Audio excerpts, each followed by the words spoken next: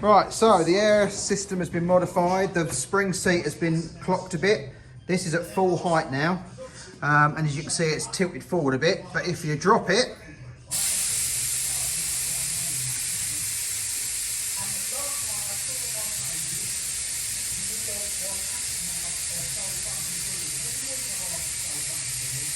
you can see it straightens right out. And then when you come down, it just folds back the other way slightly to bump stops. There we go. Custom brackets done. Right, so you saw that video. We have moved the spring platforms a lot further back and strengthened them all up. And obviously the front shock mounts are all in. Everything's just got to be tidied up because it got a bit late last night. So that is sitting on the wonk on full droop, which is fine. When it comes up to ride height, it's perfectly parallel and straight. And obviously when it goes full extent, it does go a little bit back the other way, but that's absolutely fine. Not too much at all. So that's done. So what we can do now is strip them all off, all the bits, paint the axle, get the brackets and all that powder coated. And yeah, we've just got to drill out one hole there because my drill blew up. As you can see, the shock is through it, but the locating washers are slightly too big to go in there because we couldn't drill it the next size out. So I've ordered a drill today. So once that turns up, I'll drill that out. But yeah, they can be cleaned up and go off a powder coat.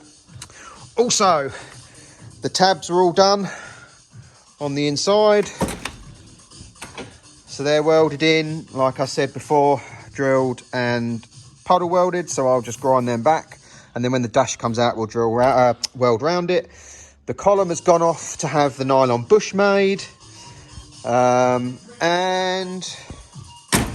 we hung the doors. So a good day really yesterday. So what I'm going to do now is leave that for a minute and I'm going to turn my attention to the MGF. We've had a delivery from Rimmer Brothers, a Goodridge clutch hose, because well, you might have seen in the previous video, mine is positioned wrong. I put it the wrong side of the subframe and it is now leaking. So bit of a rookie error, but never mind. So I'm going to get it on the lift, change the clutch line. I'm just charging the battery up because it was flat, even though it's a brand new one. So obviously something's draining it, but it has been sat for a while. So we'll charge it up, get the clutch line done, bleed the clutch up, and then as it's Friday, I might use it over the weekend, give it a run around. I'd like it to be my summer daily with the hard top removed, obviously.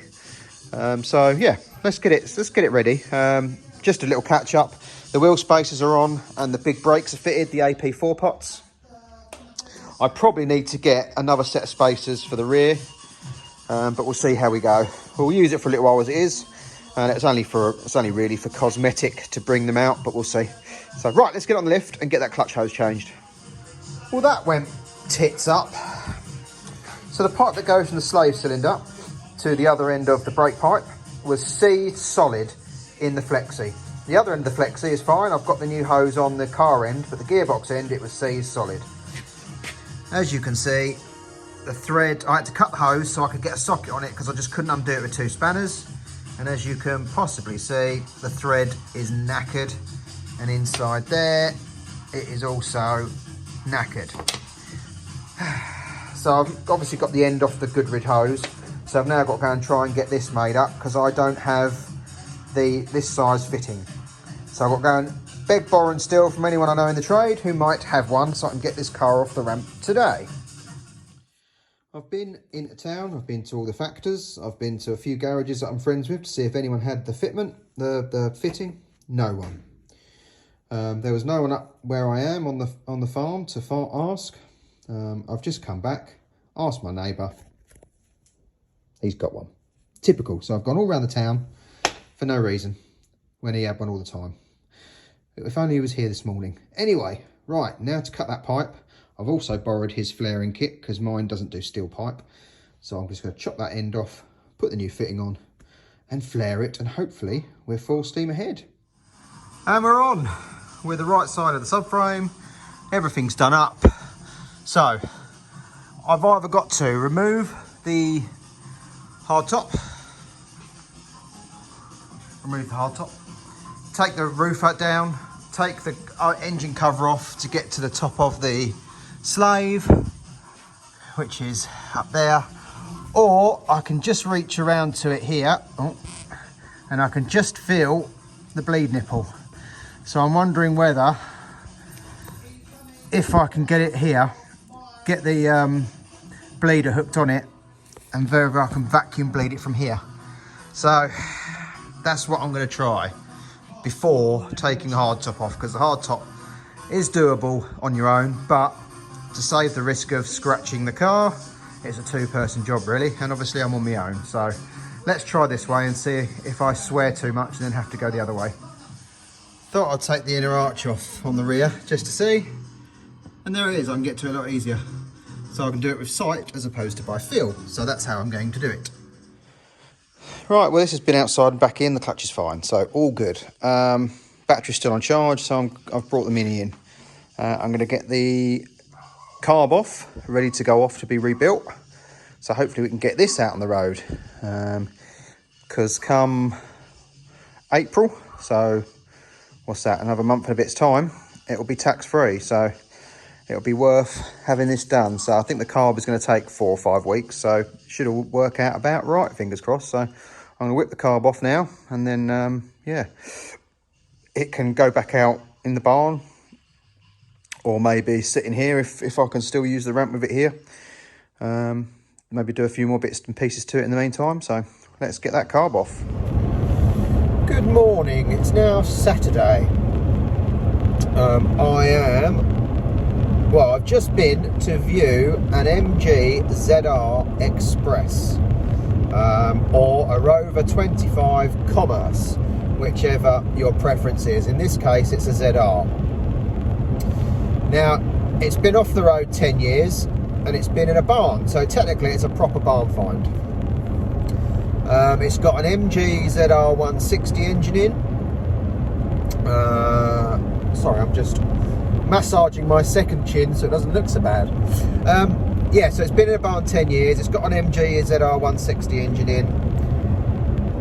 It was written off a few years ago. Well, actually, probably 10 years ago when it came off the road, due to an engine fire with the original diesel engine. It's since had a 160 put in it, and the engine bay all put back together and made nice. So my thought is to maybe buy it to reshell the BRM into and have a BRM look turbo van, and then I can have obviously the side sign written similar to the Land Rover, but obviously not in Land Rover ilk. So I don't know. He said to me he's got it up for a certain amount of money. I made him a cheeky offer before I viewed it. He come back with almost the same offer, quite a lot off of what his asking price was. And seeing him today, he's a nice chap, and he just said, you know what, it's not about the money, it's the fact that I want to see it done something with and not stripped and blah blah blah. So yeah, so I said, all right, well, I'll go away, I'll have a think about it, and I'll give you a shout later. So that's what's happened this morning. So I've got to debate that, whether I want to reshell the BRM into a van, or whether I don't bother and just, I don't know, strip the BRM or do something with it. I don't know. So yes, that's this morning so far. I am now on my way to drop off the carb for the Classic Mini to be redone. There's a guy who done my friend's Land Rover ones on his V8.